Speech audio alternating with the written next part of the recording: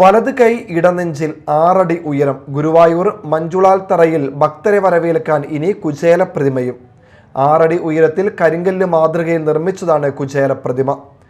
മഞ്ജുളാൽ തറയിലെ ഗരുഡശില്പം കാലപ്പഴക്കത്താൽ ക്ഷയിച്ചതിനെ തുടർന്ന് അടുത്തിടെ പുതിയ വെങ്കല ഗരുഡശില്പം സ്ഥാപിച്ചിരുന്നു. കുചേല ദിനത്തിൽ ഗുരുവായൂരിലെ മഞ്ജുളാൽ തറയിൽ പുതിയ കുചേല പ്രതിമ സമർപ്പിച്ചു. Devaswom chairman doctor VK. Vijayan പുതിയ കുചേല പ്രതിമയുടെ അനാച്ഛാദനം നിർവഹിച്ചു. ചടങ്ങിൽ ഗുരുവായൂർ ക്ഷേത്രം തന്ത്രി പി.സി. ദിനേശൻ നമ്പൂതിരിപ്പാട് ഭദ്രദീപം തെളിയിച്ചു.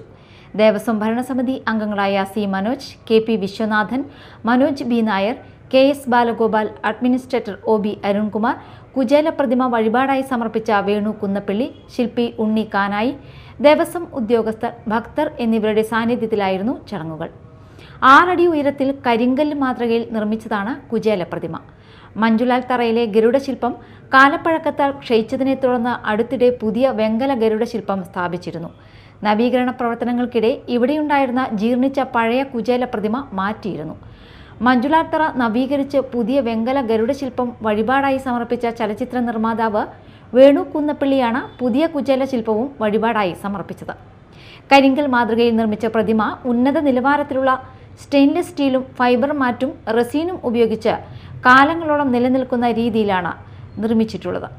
മഞ്ജുളാൽ തറയിൽ കയ്യിൽ ഓലക്കുടയും വടിയും എടുത്ത് തോളിൽ വെച്ച് വലത് കൈ ഇടനെഞ്ചിൽ ചേർത്ത് തോളിൽ തുണിസഞ്ചിയും അരയിൽ അവിൽ പൊതിയുമായി ഗുരുവായൂർ ക്ഷേത്രനടയിലേക്ക് ഭക്തിയോടെ നോക്കുന്ന രീതിയിലാണ് പ്രതിമയുടെ രൂപകൽപ്പന.